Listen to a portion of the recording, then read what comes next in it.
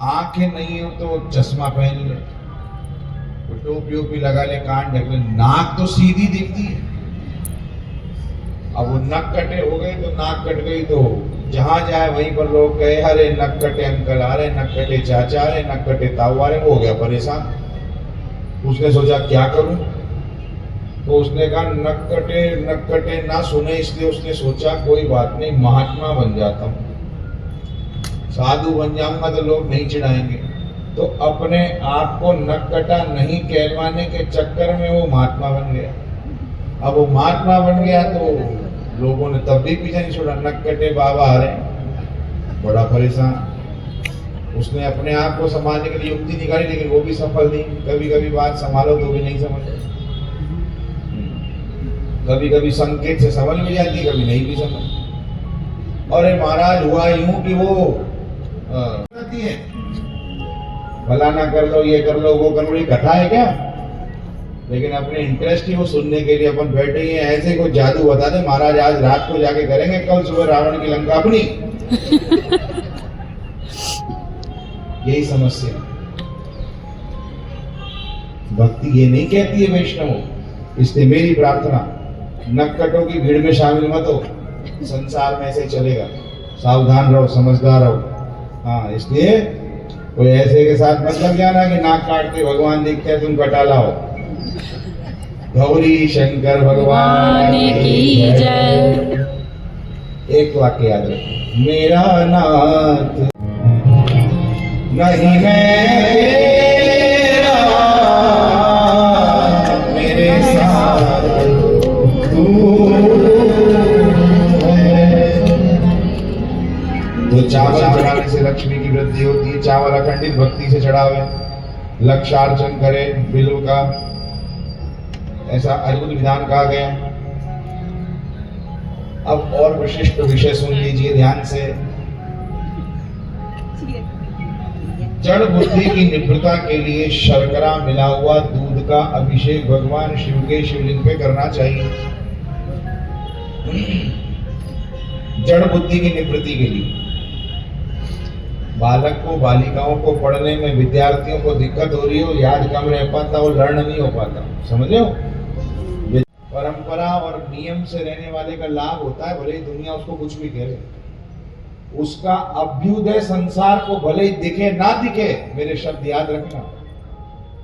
आपने आचरण को, आचार को, अपने शिष्टाचार को व्यवस्थित रखा तो उसका अभ्युदय संसार में किसी को दिखे ना दिखे, लेकिन ये पक्की बात है, धर्म उसका पतन नहीं होने देता। धर्म सदैव उसका रक्षक बना रहता है, उसकी अधोगति नहीं होने देगा धर्म। हाँ, उसका उत्थान आपको नजर आवे नहीं आवे, लेकिन उसका पतन नहीं होने देगा। वही परमात्मा उसको हमेशा गोद में रखे, हथेली लगा के रखेगा, अपने पास रखेगा। ये पक्की बात। इसलिए कोई क्या कहेगा उस पर मत जाओ। राम जी की बात बनी है इसी धरती पर त्रेता में, जानकी जी की बात बनी है इसी धरती पर त्रेता में। द्वापर में श्री कृष्ण को रोज 100 गाली बकता था शिशुपाल। भगवान को थैंक्स कहो। नहीं मिले मुझे कभी, मैं 40 का हो गया, मुझे नहीं मिले राजेंद्र जी वो 4 आदमी। सुनो दूसरी बात, मैं आपको एक बात कहना चाहता हूँ, एक नवीन मेरे को सोच आई अभी। वो 4 आदमी क्या बात कहेंगे, यदि ये भी आप ही सोचोगे तो फिर वो क्या सोच रहे होंगे, मुझे ये बताओ। अरे अभी जगह मेरे दिमाग में बात क्या, ये भी तुम ही सोचने लगे कि वो क्या सोचेंगे, तो फिर वो वास्तविकता में वो क्या सोचेंगे।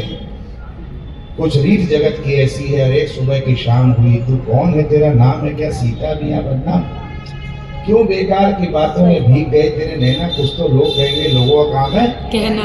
क्या बात है, हमारे बेकार की बातों में बीत ना जाए रहना। भगवान की भक्ति मार्ग शुद्ध है, विशुद्ध है, ज्ञान से युक्त है, वैराग्य से युक्त है। उस पर चलो मेरे भाई, उस पर चलो मेरी माताओं। इन सब प्रपंचों में मत फंसो। ये प्रपंच है, ये किसी को होना था उसका हो गया, उसने तुम्हें कह दिया, तुम कहां भेड़ चाल में लग रहे हो। अपने पुरुषार्थ से जो अर्जित करोगे वो हमेशा होगा, वो चिर स्थिर होगा, वो प्रभु कृपा का प्रसाद होगा। ऐसे जादू नहीं है संसार में। मानो इस बात को, भक्ति शुद्ध विषय है, उसको वैसे ही धारण करो और सदैव अपने सत्कर्म में रत रहो। भगवान का एक सिद्ध दिया, किसी ने कुछ बताया वो भी चढ़ा दिया, वो चढ़ा करके फिर आ गए, बस वो चढ़ा ही रह गया। उसके कारण आपको अभी आएगा वर्णन। गन्ने के रस से आनंद की वृद्धि होती है, मधु शहद के अभिषेक से, शहद चढ़ाने से लक्ष्मी की प्राप्ति होती है। गन्ने के रस का बड़ा अच्छा प्रयोग है।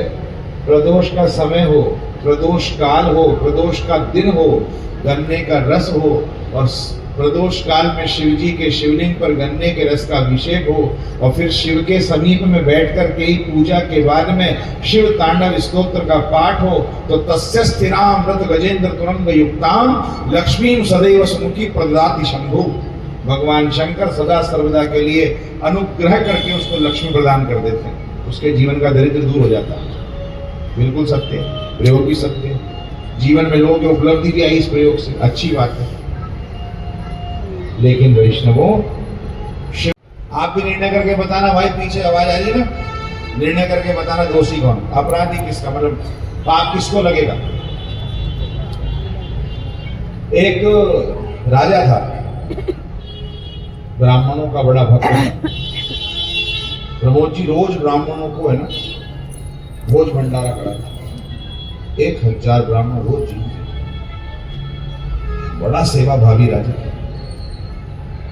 बढ़िया रसोईया, रोज बढ़िया बनाता रसोई। एक दिन रसोईया भोजन बना रहे थे, पीछे कुछ सामग्री बिना ढकी हुई थी और जल्दी में ही जो है ना वो इधर दूसरे चूल्हे को संभालने के लिए मुड़ गए।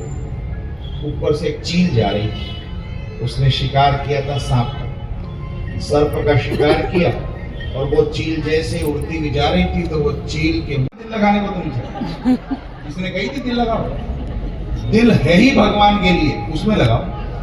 दिमाग संसार के लिए, वहां संसार में दिमाग लगाओ। एक वैद्य जी के पास में एक आदमी गया और वैद्य जी के पास जाकर बोला, वैद्य जी आंख से दिखना कम हो गया है। बिरजू जी वैद्य जी के पास गया, बोला आंख से दिखना कम हो गया, पेट में दर्द हो रहा है, कुछ उपचार कर दो। उन्होंने आंख में लगाने का सुरमा दिया और पेट में खाने के लिए बढ़िया सा चूर्ण दिया। वही गैस हो गई होगी तो चूर्ण खा लेना घोल करके, बढ़िया हो जाएगा पेट, हवा निकल जाएगी, गैस पास हो जाएगी। और आंखों में सुरमा लगाना, आंखें सही हो जाएगी। दो शीशियां दी दवा की, वैद्य जी भी सही थे, बीमार भी सही था, लेकर के आया, रखा, सुबह उठ करके लेने लगा, शीशी बदल गई, गड़बड़ हो गई। सुरमा को आंख में लगाना था घोल के, चूर्ण आंखों में लगा लिया और जिस चूर्ण को घोल के दिया था उसको आंख में लगा लिया। बताओ फायदा होगा क्या? यही तो समझना है, दिल की जगह दिल लगाओ, दिमाग का। तो कभी जीवन में अपने भाई की संपत्ति में बंटवारा मत करना, यदि बंटवारा करना हो तो अपने भाई की विपत्ति में बंटवारा करने का विचार करना कि उसकी परेशानी दूर करूं, उसकी समस्या दूर करूं।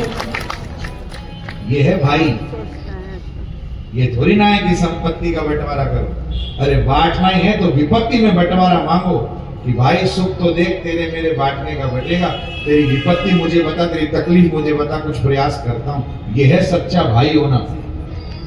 राम कथा सुनो और कोर्ट में भाई पे केस करो, काहे फालतू वकीलों को फीस दो, तुम्हारा पूरा जीवन निकल जाएगा, वो केस खत्म नहीं होगा।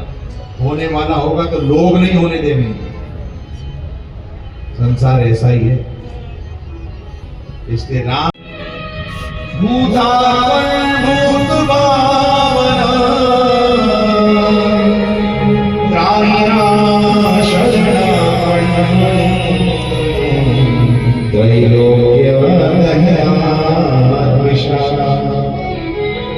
समुद्र मंथन की घटना को याद करो अजीत जी। समुद्र मंथन हो रहा था, सबसे पहले हालाहल विष निकला, देवता दैत्य परेशान हो गए, कौन पिएगा इसे? सब देवताओं ने देव देव महादेव,